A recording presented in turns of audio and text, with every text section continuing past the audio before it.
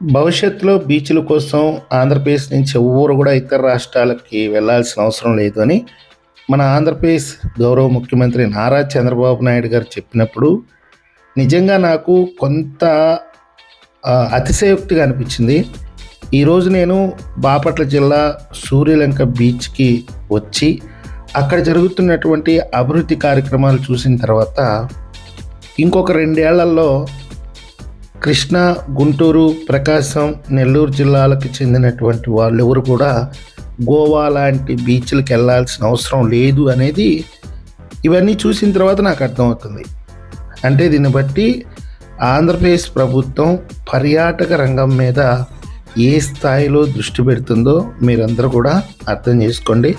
4 గోడల మధ్య చేరి చాలామంది ప్రభుత్వాన్ని విమర్శిస్తుంటారు. కానీ ఆంధ్రప్రదేశ్ని తిరిగి చూస్తేనే ఈ కూటమి ప్రభుత్వం ఏ విధంగా పనిచేస్తుందనేది స్పష్టంగా అర్థమవుతుంది. పూర్తి వీడియో కోసం లింక్ ఇస్తున్నాను రిలేటెడ్ వీడియోస్లో. దయచేసి ఆ వీడియో కూడా పూర్తిగా చూసి ఇప్పటివరకు ఎవరైనా సబ్స్క్రైబ్ చేయకపోతే